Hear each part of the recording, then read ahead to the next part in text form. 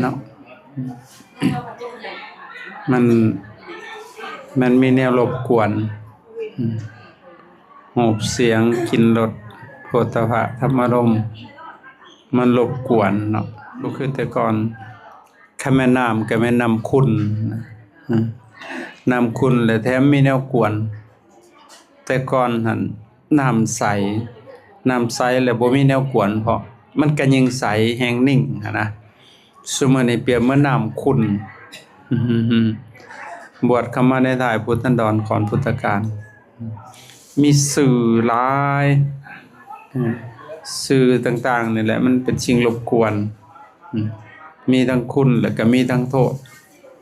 มีคุณอันนั้นแต่ก็มีโทษมหันต์แต่ก่อนบ่มีสื่อซุมื้อนี้มีสื่อหลายยกเพราะนั้นว่ายกinformation age ยกข่าวสารข้อมูลยกกดปุ่มpush button age ยกกดปุ่มยกหูกว้าง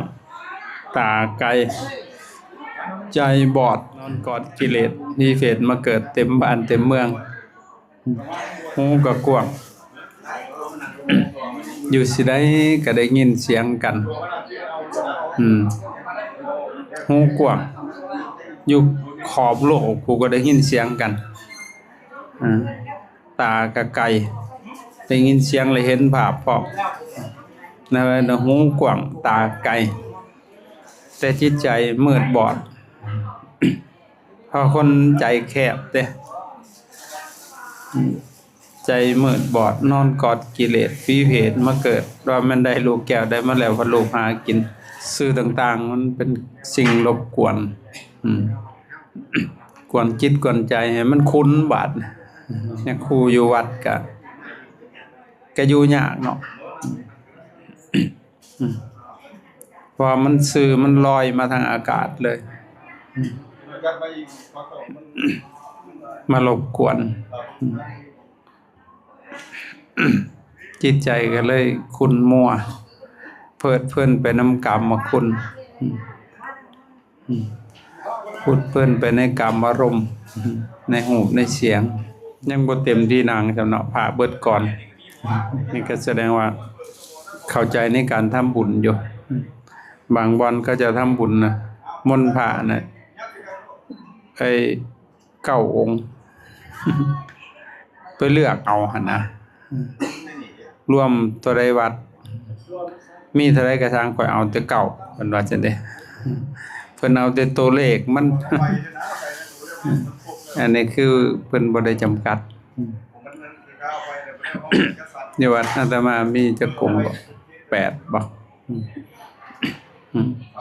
ถ้าโยมไปมนต์ตึกช่วงนี่สิได้หลายถ้าพระมารวมกันบ่อยๆหลังวันที่10เลยพระสิหลายอยู่วัดพระอาจารย์หาลางเทื่อก็20 30 40ก็ว่าไปเพราะเพิ่นมาปฏิบัติอยู่วัดโยมผู้เขาเจ้าจอบอยู่เขาเจ้าเห็นพระมาหลายๆเขาเจ้าไปมนต์นำงานปฏิบัติเลยได้หลายได้บางครั้งมีฮอดญาติโยมพร้อมพวกอุบาสกอุบาสิกาเป็นได้ร้อยนั่นน่ะคือเพิ่นมาเป็นเนื้อนาบุญให้นะโมตัสสะภะคะวะโตอะระหะโตสัมมาสัมพุทธัสสะนะโมตัสสะภะคะวะโตอะระหะโตสัมมาสัมพุทธัสสะนะโมตัสสะภะคะวะโตอะระหะโตสัมมาสัมพุทธัสสะปุญญานิปะระโลกัสสมิงปฏิทาโหนติปานินันติติอิโตปรังสักจังธัมโมโสตโพติหากขอนอบน้อมแด่องค์สมเด็จพระศาสดาพระสัมมาสัมพุทธเจ้าผู้เป็นบรมครูของเทวดาและมนุษย์ทั้งหลายแม้นปรินิพพานนานแล้วพระองค์นั้นดวงแห่งข้าพเจ้าขอนอบน้อมแด่พระธรรมขอนอบน้อมแด่พระอริยสงฆ์ผู้ทรงศีลทั้งหลายขอกราบถวายความเคารพในพระมหาเถรานุเถระเพื่อนสาธมิกทุกรูปด้วยความเคารพอย่างสูงยิ่ง เจริญธรรมน้องสามเณรเจริญพรสิริสวัสดิ์พิพัฒนมงคลขอความผาสุขความหอมเย็นความสดชื่นแจ่มใสแห่งจิตแห่งใจแห่งศีลแห่งธรรมจงบังเกิดมีแก่ออกตัวญาติโยมทั้งหลายโดยเฉพาะก็คือครอบครัวของท่านเจ้าภาพจักชื่ออะไรอาตมาบ่ฮู้ฮะแม่ออกบุ้มโอ้แม่บุ้มพร้อมด้วยคณะญาติที่ได้ทำบุญขึ้นบ้านใหม่มื้อนี้ เอากะต่อไปอาตมาภาพก็แนะนำต่างหน้าคณะสงฆ์จะได้ แสดงพระสัทธรรมเทศนาเพื่อสดับสติปัญญาของพวกเราท่านทั้งหลายสืบต่อไปตามสมควรแก่โอกาสและเวลาอันจะเพิ่งมีก็ขอให้พวกเนี่ย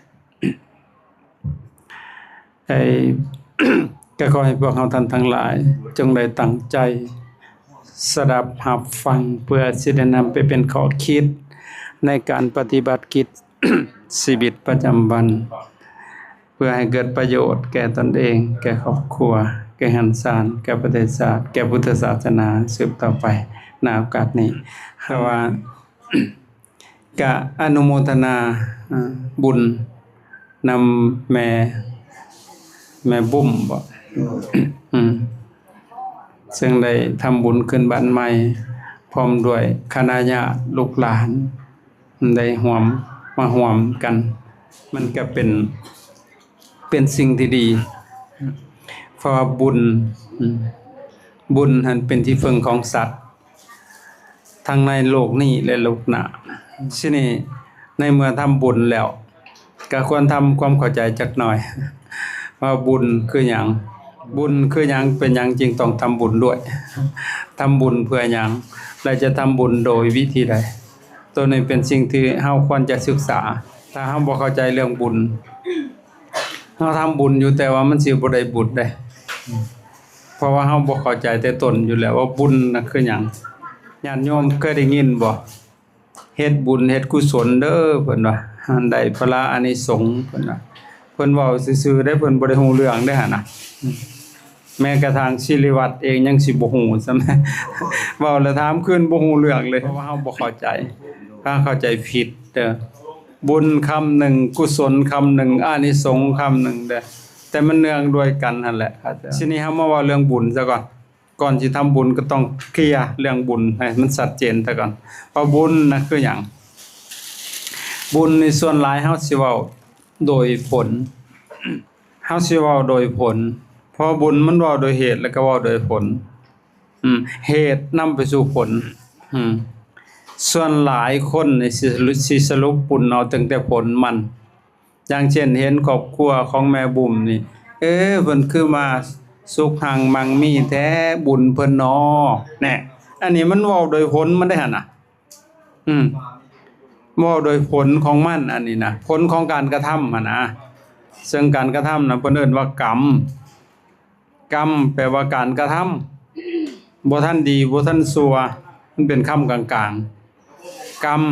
บ่แม่นว่ามาแต่ฟ้าแต่แทนเด้บ่แม่น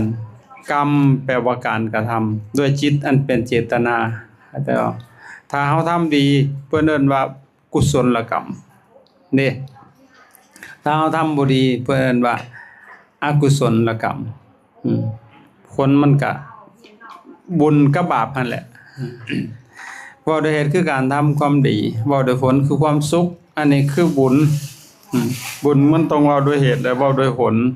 ส่วนหลายเฮาน่ะมาสรุปกันอยู่ที่ผลของมันเห็นคนหางมีแล้วว่าแต่บุญของเขาเนาะเห็นบัดเวลาเห็นคนทุกข์ได้จ้ะกรรมเขาเนาะเวลาบาปเขาเนาะเพิ่นว่าจริงๆแล้วก็กรรมทั้งนั้นแหละบ่ว่าสิสุขหรือทุกข์ก็คือกรรมสุขก็เป็นบุญเป็นกรรมของเขากรรมดีเด้จ้ะแต่ทุกข์ได้จ้ะก็กรรมบ่ดีเข้าใจบ่คือการกระทำที่บ่ดีหั่นนะมันก็เลยให้ผลซินี่อย่างเช่นครอบครัวของแม่บุ้มพร้อมโดยลูกหลานแต่ต้นเพิ่นก็สิทุกข์คือเฮาหั่นแหละไปบ่ได้รวยมันแต่เกิดดอกมันก็ทุกข์แต่ก็ผ่านการทำกรรมนั่นแหละ อืมคนที่มีทรัพย์คนที่มาให้ทานได้จึงมีทรัพย์ไม่ออกคนที่ขี้ทีขี้ก็บ่ให้มากินนะจ้างก็บ่มีทรัพย์เพราะหยังเฮาบ่เคยให้เด้สิได้จังได๋ล่ะมันก็บ่ได้เฮาเคยให้ตัวมันจึงมีนี่แหละบุญเว้าโดยเหตุคือการทำความดีโดยกายวาจาใจเว้าโดยผลคือความสุขเข้าใจบุญได้เนาะแต่ว่าส่วนหลายเฮาเข้าใจบุญผิดนี่เข้าใจง่ายๆเว้าโดยเหตุคือการทำความดีโดยกายโดยวาจาโดยใจมันกว้างเนาะว่าเหตุของบุญนะแต่สิเว้าทางนำมาซึ่งบุญอีก10อย่างให้โยมฟังสินี่กุศลได้ซะกุศลมาจากว่ากุศโลภาวะคือความฉลาดในการกระทำหั่นแล้วนี่คือแม่บุ๋มนี่เราก็ฉลาดในการทำบุญของเราถึงเราสิบ่ฮู้อยู่ปานใดแต่ว่าเราเฮ็ดถือคือมนต์พระสงฆ์องค์ข้าเจ้ามาบ่ได้จำกัดด้วยนะเท่าที่เพิ่นสิหาได้แล้วก็ไปหาเท่าใดวัดก็ได้ซำนี่แหละวัดละองค์ครึ่งก็มี2กับพุทธรูปนี่เพิ่นก็บ่ได้จำกัดว่าเอาเท่านี้องค์เด้อว่าซั่นเอาเบิดโลดเพิ่นมีเท่าใดก็ยังแต่บ่ได้ยกพระพุทธรูปมานำนั่นคือศรัทธาของเพิ่นเต็ม100แล้วเข้าใจบ่เห็นบ่บุญน่ะมันคำว่าน้อยบ่มีได้ในเมื่อศรัทธามันเต็มหั่นบางคนน่ะร่ำรวยอยู่แต่ทำบุญมนต์องค์นึง2องค์เพราะว่าทั้งที่พระเต็มวัดอยู่นิมนต์อาจารย์องค์นึงเพิ่นว่าเอ้าข้อยก็บ่ได้อยู่ผู้เดียวเนาะก็อยู่กับมวลหมู่ภิกษุสงฆ์ถ้าบ่มีข้อยสิบ่ตายเบิดบ่ผ่านในวัดข้อยเด้ส่วนหลายโยมมามนต์จังซั่นอาตมาสิบ่ไปข้อยสิบ่ค่อยไปเด้อถ้าว่าเอาไปมนต์อาจารย์องค์เดียวข้อยสิแต่งผู้อื่นไปซ้ำข้อยบ่ไปซ้ำถ้ามนต์บ่จำกัดแล้วก็สิไปให้เพราะฉะนั้นการนิมนต์พระอย่าจำกัดเด้อโยมเด้อส่วนหลายอาตมาเห็นคนร่ำคนรวยทำบุญมนต์พระน่ะขี้ทีฉะนั้นคือแม่บุ๋มเพิ่นคิดถูกแล้วเด้อเพิ่นมนต์พระเพิ่นบ่จำกัดเท่าที่เพิ่นสิหาได้แต่ว่าต่ำสุดนะบ่ให้หลุด4องค์เด้อยาคู3องค์ครึ่งก็บ่เป็นสงฆ์เด้เข้าใจบ่แม่นยาคู2องค์จนน้อย10องค์มันก็บ่เป็นหั่นแหละเพราะสงฆ์มันต้อง4รูปขึ้นไปหมายถึงพระนะเพราะฉะนั้นมนต์พระอย่าไปจำกัดต่ำสุดนะคันบ่มีอีหลีหั่นนะก็4องค์หลายกว่าหันบ่ผิดอาตมาเฮ็ดบุญแต่ละเทื่อพระนี่มีเท่าใดเอาเบิดพาเพิ่นมาร่วมกันอยู่วัดยามงานมนต์ไปเต็มตอนพอเสียก็ได้พระเป็น30รูปพอพระเพิ่นมาร่วมกันพอดีพระเพิ่นออกกรรมบัดพอโยมพ่อบัดเสียชีวิตก็เลยมนต์ไปเบิดเลยซะเป็นเนื้อหน้าบุญให้เด้มีเท่าใดก็เอาเบิดเพราะมันยากเด้สิทำบุญกับพระสงฆ์องค์ข้าเจ้าซุมื้อนี้แฮงมีน้อยวัดละองค์ครึ่งวัดละองค์2องค์ลองดูมันยากนะฉะนั้นกุศลมาจากกุศโลภวะความฉลาดในสิ่งที่คิดที่ทำขอให้ทำที่กล่าวนี่คือตัวปัญญาและตัวกุศลบางทีเฮาเฮ็ดบุญเฮาได้แต่บุญแต่บ่ได้กุศลคือบ่ฉลาดนั่นเด้บ่ฉลาดในการกระทำฉะนี้อานิสงส์ได้ซะอานิสงส์แปลว่าเสยส้ม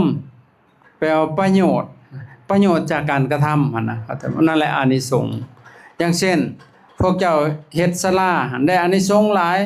ก็ได้ประโยชน์หลายตัวคนเบิดบ้านก็ได้เข้าไปส้นห่มยามบุญยามศีล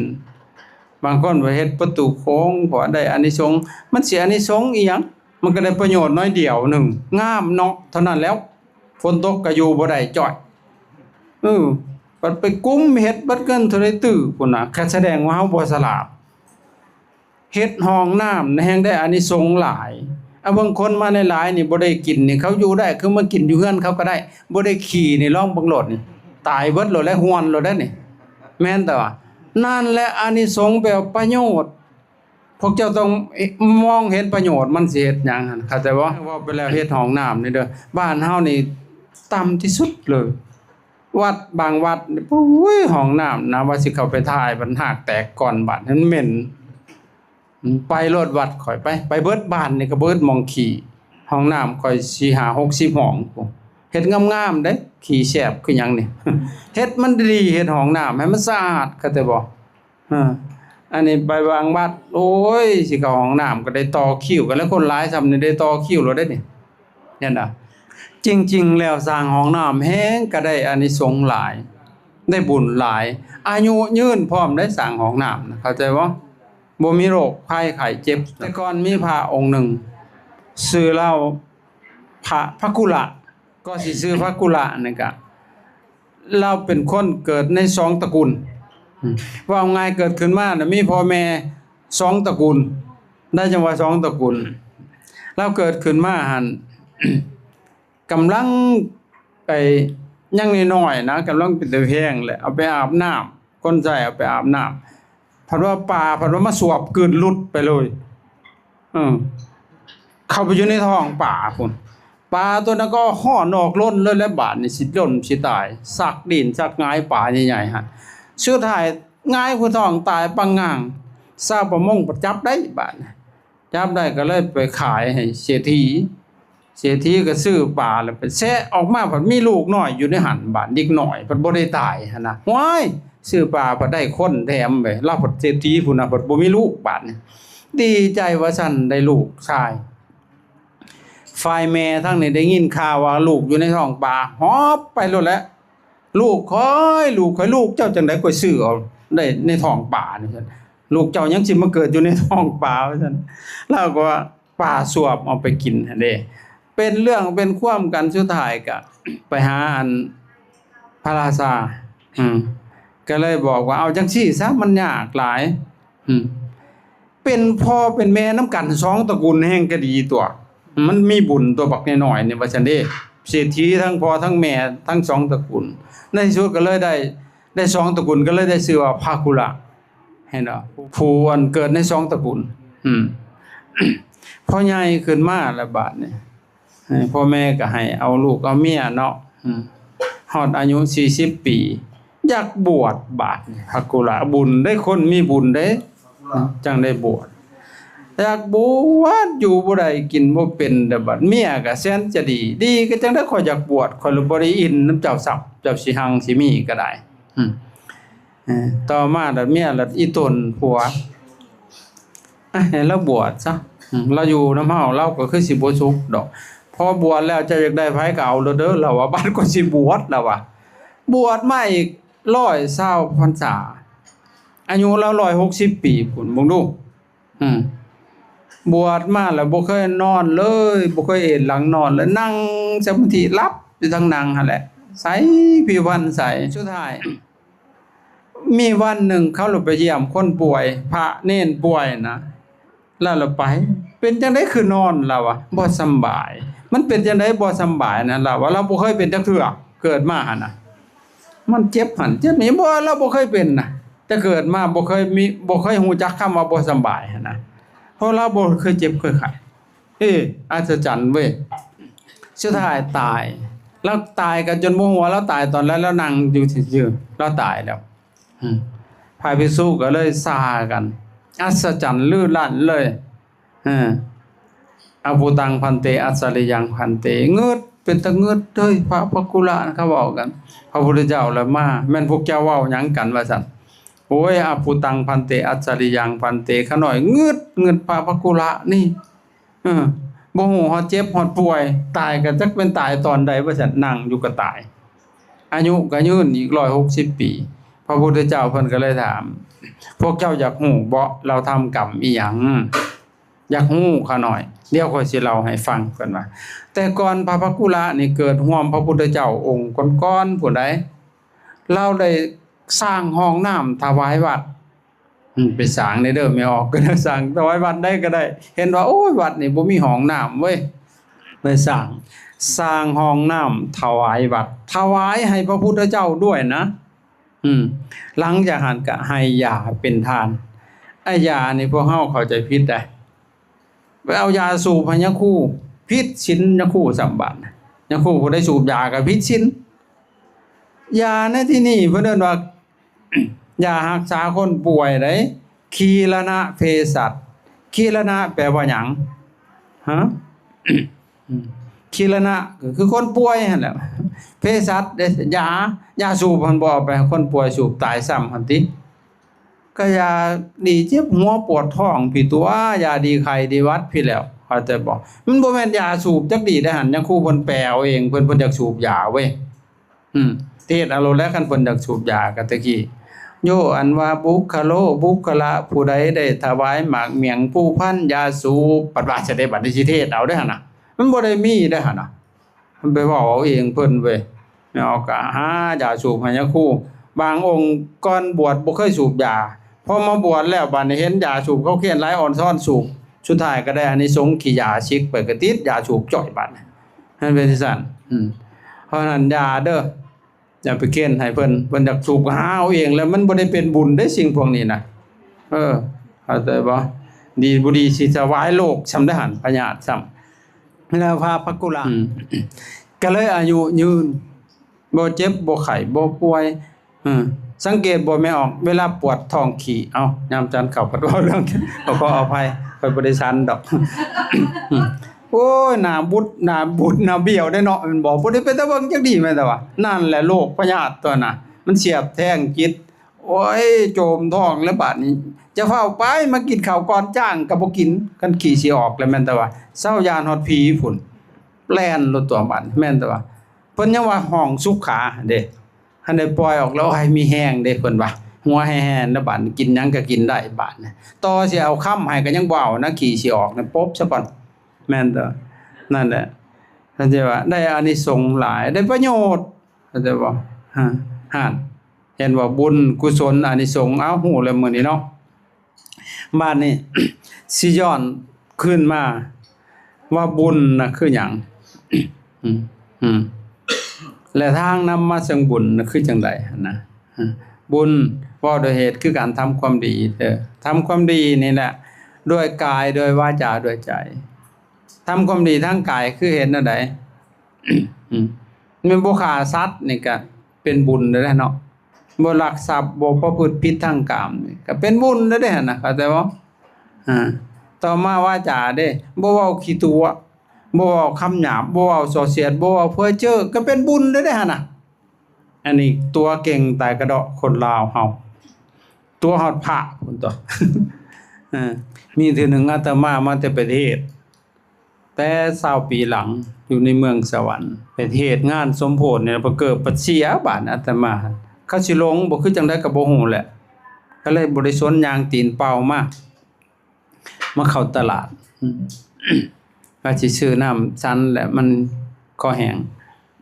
ไม่ออกกดขายเครื่องไม่ออกสาวๆครูบาเพิ่นว่าซื้อเกิบบ่เอาครูบาคือบ่ใส่เกิบเพิ่นน่ะเกิบเสีย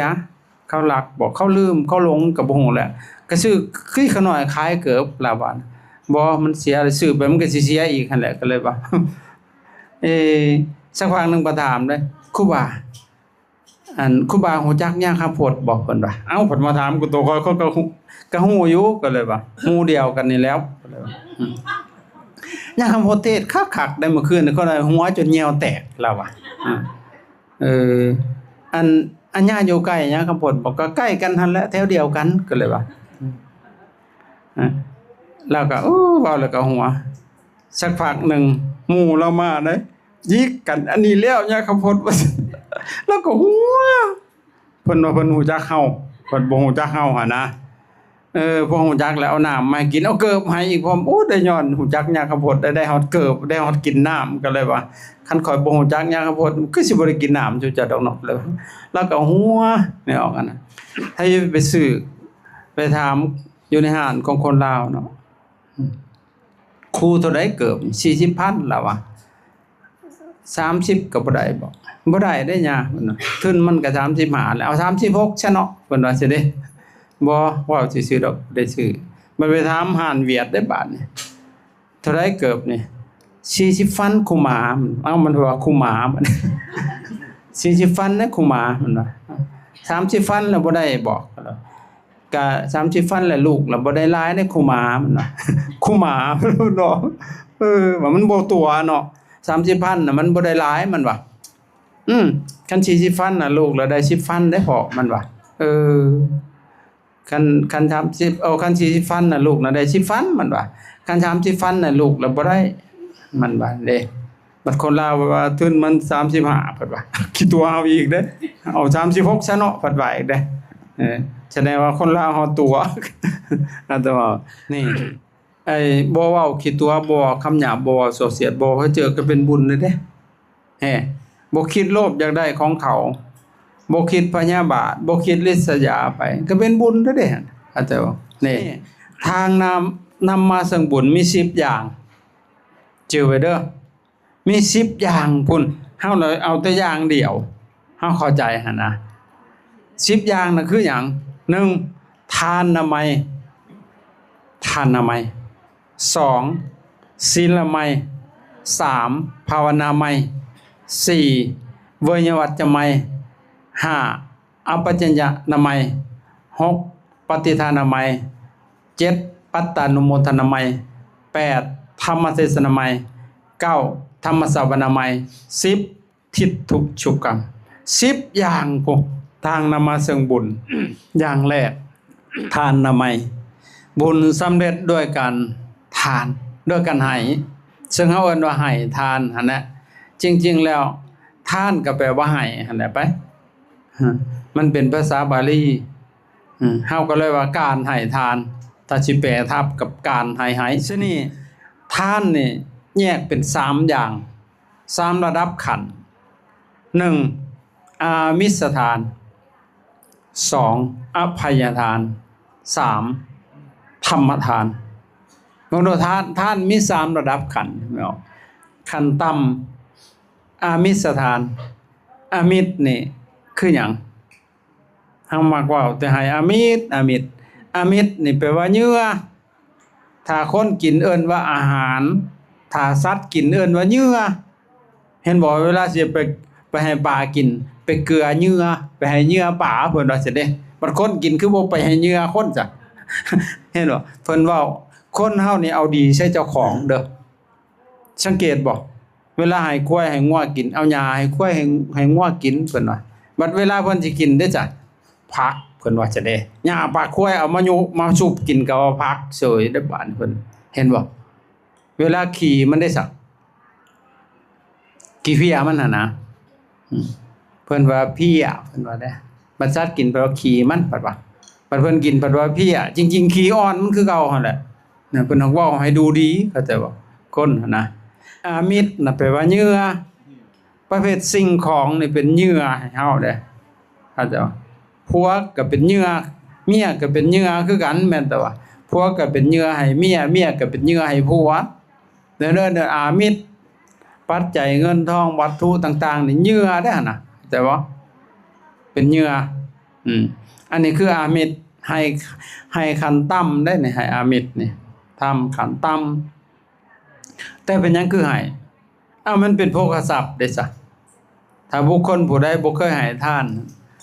กระทุกอยู่หั่นแหละบ่ค่อยมีลาภมีหยังดอกอันที่เรียกลาภบ่ค่อยมีหาเงินก็ยากเพราะหยังเฮาบ่เคยให้ไว้ได้จ้ะมันสิมีได้จังได๋เคยให้บัดมีผู้อยากเอาให้บ่แม่นแต่คนได้พระก็คือกันได้บาดพระกี่ทีก็มีคือกันเด้หวงแก้วพร้อมแต่ครั้งพุทธกาลมีพระองค์หนึงเล่ากี่ทีพระโลสกะหวงแก้วพร้อมพระหวงแก้วก็มีเด้บ่ให้ไผมาใกล้ถิ่นน่ะเฮาถิ่นของเพิ่นถ้าจะบ่แล้วเราก็บาปเด้ตายไปเกิดเป็นยักษ์500ชาติหิวยักษ์หิวกินก็บ่อิ่มชาติที่500จะได้กินอิ่มแล้วก็ตายได้กินแห่ของคนดอกคนออกลูกแล้วแห่ไปฝังเพิ่นไปกินอิ่มแล้วก็ตายต่อมาอีกมาเกิดเป็นหมา500ชาติมาก็มาหลงเจ้าของบาดหิวหัวโปชาติที่500บัดได้ย้อนคนขี้เมามันเมาแล้วมันย่างขาตบตะกะแตนไปล้มในหนทางบัดหากแตกออกมาตัวนั้นก็เลยมากินหางได้อิ่มเมาหากตายไปนํกันเฉพาะเขาว่ากินเพื่อหมาเนาะแล้วก็เลยตายเห็นตายจังได๋มาเกิดเป็นคนอีก500ชาติไปเกิดเป็นลูกคนขอทานใน500ชาติบ่ได้เกิดดีเด้ตายเกิดไปอยู่แต่ในท้องคนขอทานนั่นน่ะในประเทศอินเดียคนขอทานปัดหลายเนาะ มีแต่ขอทานจับดอกจับดอกเห็นบ่ชาติสุดท้ายของคนขอทานมันเกิดเป็นโลสกติสะพ่อแม่ทิ่มมันช่วยก็ดอกมันมาเกิดในท้องคนขอทานก็ยังช่วยเบิดหมู่อันขอทานซุ่มน่ะก็ได้เบิ่งดูอันความช่วยหั่นนะเราเฮ็ดบาปไว้ตะกี้เราเป็นพระกี่ที่แล้วบัดหวงแก้วประทุษหายหมู่อีกใส่ร้ายหมู่อีกได้บาดนี่บาปนักอีหลีเด้อบุคคลพวกนี้มาเกิดในท้องคนขอทานก็ช่วยเบิดหมู่เขาก็ไล่หนีมีนายแม่ม่านอันนั้นน่ะเขายกสลากอันนั้นก็ไปถึกแต่เพิ่นต่อมาก็คลอดลูกออกอุ้มลูกไปขอบ่ได้เขาบ่ให้ป้าลูกไว้ไปขอพอได้กินต่อมากำลังใหญ่ขึ้นมาซ้ำจัวหน่อยนี่แล้วเว้ยแม่อะไรนี้สบาดนี่เลิกกันแยกทางกันมึงกับกูฉันกูเลี้ยงได้แต่ซ้ำนี่มึงช่วยว่าซั่นเด้อะไรถือกระเบื้องขอทานถือกับล่าขอเข่าแล้วเว้ยได้จานขาดอันนึงเมื่อไปหาเที่ยวขอเอามึงว่าซั่นมีมือนึงมันเราไปนั่งเก็บกินข้าวอยู่ในป่ายซ่านคือเฮือนแม่ใหญ่บุ่มนี่แล้วเขาล้างถ้วยเขาซิดไปอยู่ในใบหญ้าหั่นนะมันเลยนั่งเก็บกินข้าวอยู่บักน้อยๆหั่นโลสกะยังทานสรีบุตรเพิ่นไปเห็นเอ้าบักน้อยๆมันเฮ็ดหยังอันนี้ถามว่าเฮ็ดหยังครับกินข้าวมันเอ้ามันก็บ่เก็บกินนั่นพ่อแม่ไปซะล่ะพ่อแม่บ่มีพ่อแม่อะไรหนีมันฮวดเพิ่นก็เลยมาพิจารณาเนาะไปบ่ไปอยู่นำยาทานบ่แล่นน้ำดังรีบๆเลยบาดแล่นไปอยู่นำยาทานสรีบุตรไปเป็นสังกะลีน้อยนิสัยดีสอนง่ายว่าง่ายต่อมายาทานสรีบุตรก็บวชให้เป็นโจรน้อยให้เกิดเรื่องเลยช่วยเบิดหมู่ไปบิณฑบาตมองดูความช่วยของเราคนนอนรับเบิดมื้อน่ะบ่มีไผใส่บาตรเอาแล้วแต่เก่าก็คือบ่อึดคนใส่บาตรบัดช่วยนำสมณเณรโลสกะติสาหั่นบางมื้อเขาใส่บาตรอยู่แต่มาฮอดลาวหั่นกำบังไว้เขาบ่เห็นเขาข้ามใส่องค์ใหม่พุบาปมันแห้งปานนั้นเด้หลังจากหันมาหมู่ก็แบ่งข้าวให้ฉัน 2-3 คำนึงก็เบิดข้าวเล่านั่นแบบหยิบเอาไปมันเฮยไปในอากาศเลยมันจิตใจมันแห้งแล้งปานนั้นผู้ใดกินข้าวเดียวก็นั่งขมกเป็นหยังคือเศร้าแล้วมันเบิดแล้วเอ้าคือให้บ่แก่หลายนึงจักแล้วมันเบิดแล้วว่ะหยุม2 บาทนึงเบิดแล้วสังเกตบ่แม่นไม่ออกยามทุกข์ยามยากหั่นนะยอมกินเท่าใดแห้งก็เบิดซ้ำแม่นตามันอึดแล้วอยากจกหลอกจิกแหลกเห็นเขากินหยังก็กลืนน้ำลายรัดอะไรต่างนี้มันอึดน่ะมันอยากเข้าใจบ่คันมันทุกข์แล้วยากพร้อมผู้ใดทุกข์น่ะมีแต่แนวยากได้น่ะไปไสก็ยากมันทุกข์ก็หยังว่ามันทุกข์มันยากก็หยังว่าเด้คันบ่อึดแล้วบ่อยากซุมื้อนี้อยากอยู่บ่แม่ใหญ่บ่มจ้างกินหยังก็กินมาเบิดแล้วมันอดบ่อยากยังซื่อๆอยู่แม่นบ่มันบ่อึดมันก็เลยบ่อยากเข้าใจมันบ่ทุกข์แล้วมันก็บ่ได้ยากเด้นอนหงายปะงางอยู่ก็บ่ได้ยากอีซังเลยแม่นบ่นั่นแหละมันอึดแล้วมันยากมันทุกข์แล้วมันยากเพิ่นเอิ้นว่ามันสิขาดอยู่บ่อนกิ้วแม่นแต่ว่ามองในกิ้วตัวเองขาดซ้ำแม่นบ่อันเป็นซินี่โลสกาติสาบิณฑบาตก็ช่วยเฮ็ดจังได๋ก็ยากช่วยให้หมู่ช่วยนำมันติมันมีอยู่ในกลุ่มคนเฮานี่สังเกตบ่เวลาไปนำหมู่แล้วช่วยๆได้อีนายในอีตานั่นก็มีได้มันขี้แสนงเข้าใจบ่มันเป็นบาปของเพิ่นต่อมาได้บวชเป็นพระก็ช่วยคือเก่าไปบิณฑบาตหั่นนะบ่มีผู้อยากเอามาให้แล้วคงบ่เคยให้ไว้เว้ยวันหนึ่งเราปฏิบัติธรรมได้บรรลุเป็นพระอรหันต์ก็ช่วยคือเก่าอรหันต์บ่แม่นอรหันต์แล้วสิมีอติเลกลาภบ่แม่นเด้เขาบ่เคยให้ไว้บ่มีคืออย่างเช่นญาทานศิวลีนี่บ่อึดไปทางใดก็ได้บ่อึดแต่ผู้ให้เพราะหยังเราเคยให้ไว้แล้วบ่อึดเข้าใจบ่ไก่ญาทานสารีบุตรก็พิจารณามื้ออื่นนี่ลูกศิษย์เฮาผู้นี้เราสิปรินิพพานแล้วสิดับขันธ์แล้วนี่บ่ได้สิให้เราอิ่มจักเทื่อก่อนตายไปบิณฑบาตมาฉันข้าวเดียวก็ดังโจโลอยู่คือเช้าแล้วมันเบิดอีกแล้วเราอย่าฟ้าวลุกเจ้านางถ่าอยู่นี่เดี๋ยวจะไปนำก่อนเดี๋ยวก็สิบิณฑบาตอีกรอบ2ว่าจะได้เขาจะไปมันสิช่วยนี่เราก็นั่งถ่าเนาะบิณฑบาตมาแล้วเราก็ยังนั่งอยู่หม้องเก่าฉันนาทานสารีบุตรเอาอาหารให้เราเอามือโจสิโจมมันอย่าจับเจ้าจับให้มันสิเบิดอีกก็สิโจมมาให้กินมันคือหมักเบิดแต่นี่เจ้าสันโหลจะก็สิโจมไปดูแล้วก็สันไปก็ดีจะแบบ คิดเห็นคุณครูบาอาจารย์โอ้ยเพิ่นจะแม่นเพิ่นมีความเมตตาเนาะเลี้ยงเฮาตั้งแต่ตัวน้อยๆตีนทอฟ้าหอยตั้งแต่น้อยจนใหญ่เลี้ยงทั้งกายเลี้ยงทั้งใจจนได้อมตะธรรมโอ้ยจังแม่นเพิ่นมีบุญมีคุณชั้นไปชั้นมาอิ่มแล้วหัวเราอิ่มนี่เพิ่นบ่อยากเนาะเราว่าตะกี้น่ะมันอยากตลอดเด้เราเกิดมาหั่นน่ะบัดมามื้อนี้เพิ่นบ่อยากอันนี้เนาะอิ่มเราอิ่มแล้วบ่อยากเนาะเราเห็นบ่พวกเฮาฮู้คำว่าอิ่มอยู่ที่พวกเฮาฮู้โพดเนาะเห็นบ่มันบาปของเราเข้าใจบ่นั่นในวันจังให้อามิตรเป็นเหยื่อเข้าใจบ่แล้วก็เป็นโภคทรัพย์ของเฮาให้อามิตรอามิสถานสูงขึ้นมากกว่าหันอภัยทานตัวนี้ให้ยากได้ให้อภัยนะบ่เห็นบ่พวกเฮาผิดกันมาเป็น10ปี20ปีบ่จะเข็นฮอดหน้ามันเบิ่นว่าผู้หน้ามึงอย่าเบิ่งหน้ากูมันถูกเห็นบ่แต่เฮาให้อภัยนี่บ่ได้เสียเงินจักกีบตัวให้อภัยเนาะเวลาเขาหายเขาด่าเขาว่าอย่าอภัยเขาเถอะบ่มีเวรบ่มีภัยเวรระงับด้วยการบ่จองเวรนั่นก็สบายใจนะแต่พวกเฮาให้ยากแต่ใดคันได้เห็นหน้าก็ยังสร้างขึ้นฮึดๆโกรธแม่นตัวเห็นบ่ทั้งที่มันทุกข์นะแต่มันเผาใจ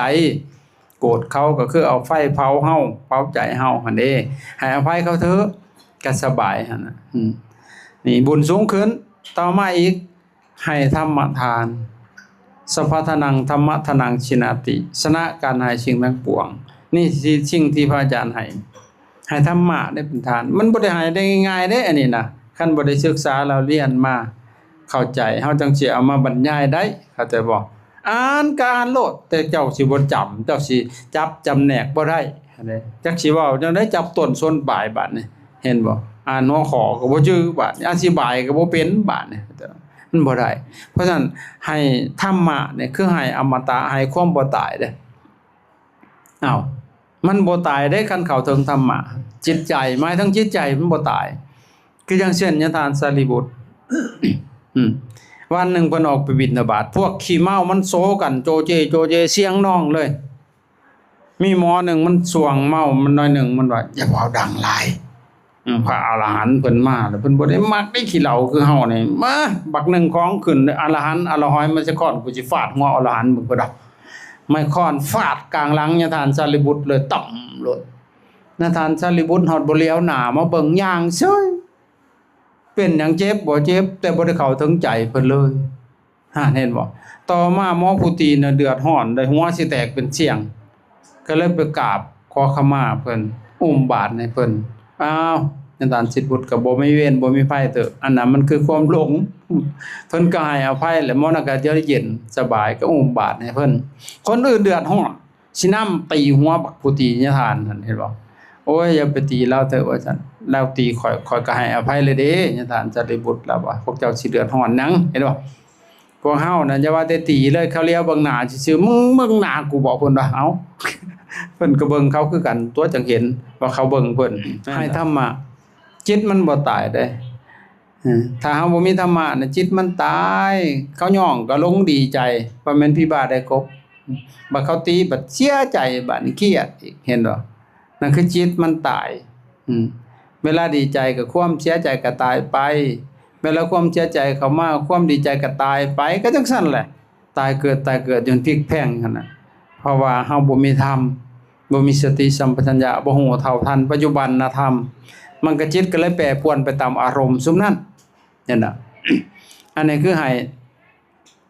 ห้ทานมี3ระดับทีนี้ต่อมาบุญสำเร็จโดยการรักษาศีลเฮาให้ทานนี่ให้ทานเท่าใดก็สร้างเฮายังสิตกนรกอยู่ได้เพราะหยังอย่าลืมนะเฮาให้ทานเฮายังโกรธเป็นอยู่เฮายังเครียดเป็นอยู่เฮายังโลภเป็นอยู่ได้แม่นบ่นั่นแหละมองสิตกนรกก็จะบอกให้ทานน่ะมันเป็นโภคทรัพย์พวกเจ้าต้องแยกออกได้ถ้าพวกเจ้าบ่มีศีลนี่นรกยังรออยู่เข้าใจบ่เพราะฉะนั้นเนื้อทานยังมีอีกศีลเห็นบ่รักษาศีลรักษากายวาจาใจของเฮานี่แหละมันสิบ่ไปทำบาปคันมีศีลนะเข้าใจบ่เพราะฉะนั้นเนื้อทานยังมีศีลศีลละไมบุญสำเร็จโดยการรักษาศีลรักษาศีลนี่แฮงบ่ได้เสียเงินจักกีบเลยบาทบ่ได้ซื้อเอาได้ศีลซื้อก็บ่ได้ด้วยเพราะศีลมันเป็นข้องดเว้นซื่อ เจตนาหังภิกขเวสีลังวทามิเจตนาแหละคือศีล1เจตนาสิบ่ฆ่าสัตว์บ่ลักทรัพย์บ่ประพฤติผิดทางกามบ่เว้ากี่ตัวบ่ดื่มสุราเมลัยนั่นแหละมีแหละศีลน่ะศีล5แต่พวกเฮาจักสิครบหรือบ่ครบบางคนก็ศีล2จังบ่จัก บ่ครบ5จ้อยความเป็นมนุษย์ก็บกพร่องแน่นอนแหละแต่นี่ต่อมาภาวนาใหม่เนื้อศีลก็ยังมีสมาธิมีภาวนาอีกก็แต่คือทำให้จิตใจสงบเป็นบุญสูงขึ้นไปอีกได้แต่ว่าเมื่อจิตใจเฮาสงบตั้งมั่นเป็นสมาธิแล้วเฮาสิเห็นทุกสิ่งอย่างตามความเป็นจริงแต่จิตใจวุ่นวายมันบ่เห็นหยังดอกมันขุ่นมันมั่วอยู่คือกันกับน้ำขุ่นนั่นแหละสิแล้วเห็นอีหยังบ่แต่เฮาตักไปกวนสารสมไปกวนในน้ำที่ขุ่นๆน้ำมันจะสิใสเฮาก็สิมองเห็นอีหยังได้ชัดเจนนั่นแหละบุคคลผู้ที่มีสมาธิเขาสิมองทะลุเลยแต่ละอย่างเข้าใจบ่สิมองเห็นตามความเป็นจริงนะแต่พวกเฮามองแบบมีแนวอำพรางไปอยู่มันบ่เห็นชัดเพราะมันคุ้นจิตใจมันคุ้นนี่อันนี้คือภาวนาใหม่